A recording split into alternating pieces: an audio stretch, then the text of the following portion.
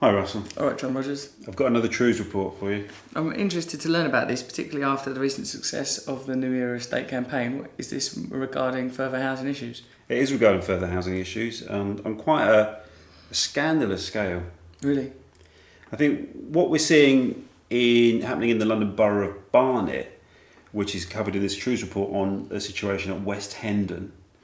And in the case of West Hendon, you've got a housing estate that was given to Barratt Homes, not sold to Barratt Homes. It was given to Barratt Homes with a large lump of cash in order to demolish the council estate and build these tower blocks of private housing, which are now being currently touted out to buy-to-let investors. So why would that happen?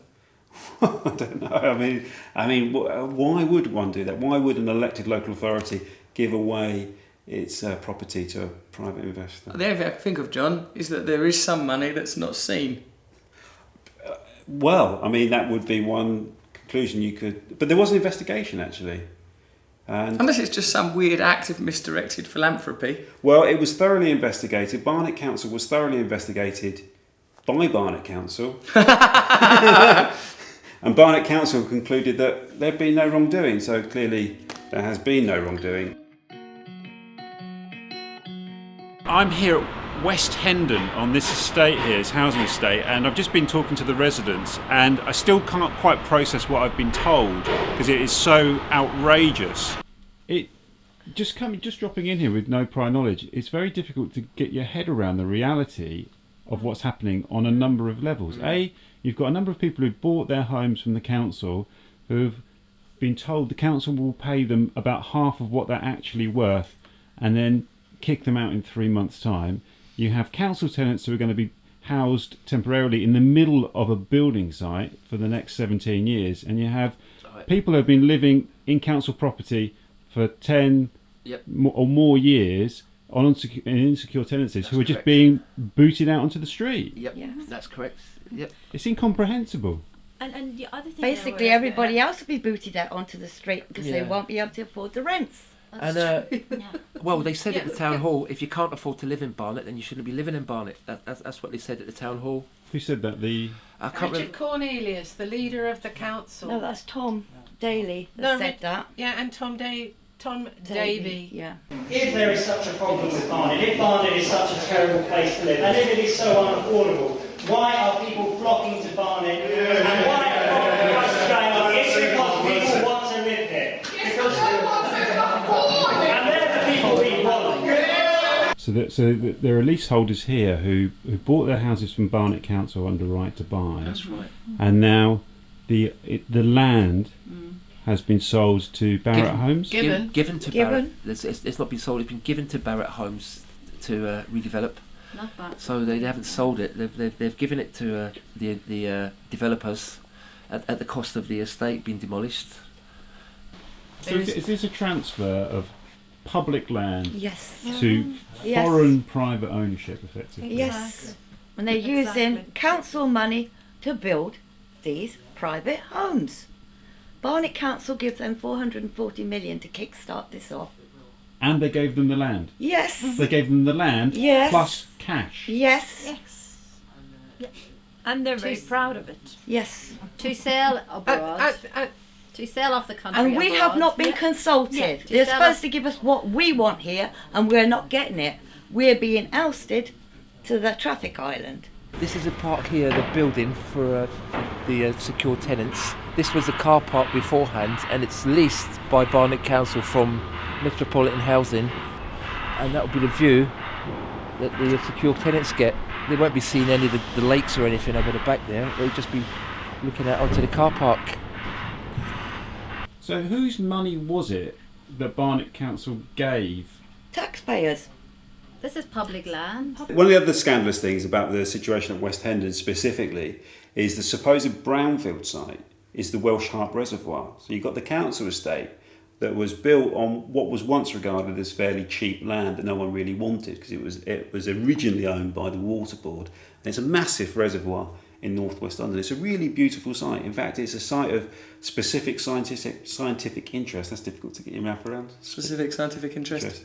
Triple SI. I think Boris said in a standard, we can solve the housing crisis in London by grasping land from brownfield estates, and that's just demolishing council estates and discharging their council tenants out of the area. More homes are now being built in London than at any time since 1980, and we're absolutely confident that with the brownfield land that we've got, we can deliver 400,000 new homes in London over the next 10 years.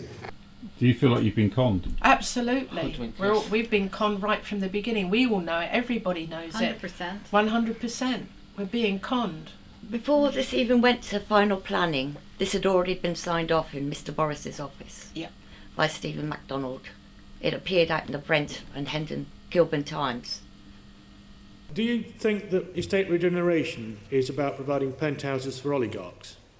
No, but of course not. Well, that's very interesting you say that, because you signed off the West Hendon regeneration scheme. I wrote you about it. Which one? The West Hendon scheme. You said you read my letter about it, but you obviously have a short attention span. No, I couldn't hear what you said, old man. Yeah, You've got to speak up. Do you realise that... You've got to stop slurring when your you words. signed it off, Councillor Tom Davey, your colleague, your Conservative colleague, who's Barnet Council's Conservative Cabinet Member for Housing, told the Barnet Planning Committee he was happy about these homes being bought up by Russian oligarchs and Gulf oil sheikhs, whilst at the same time there are no more additional affordable homes on this estate.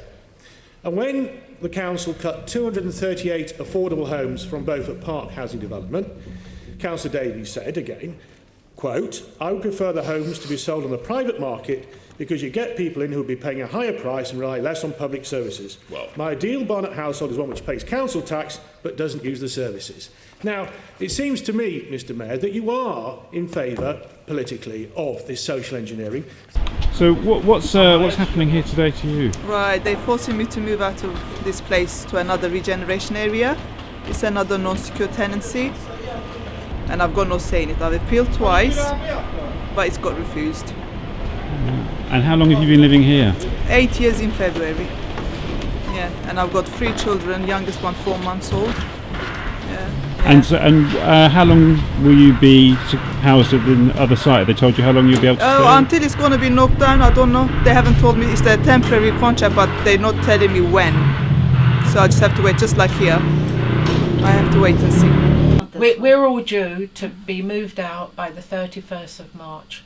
Now the question is, where do we go? Where do the leaseholders go? All the leaseholders, all they've been offered is shared equity.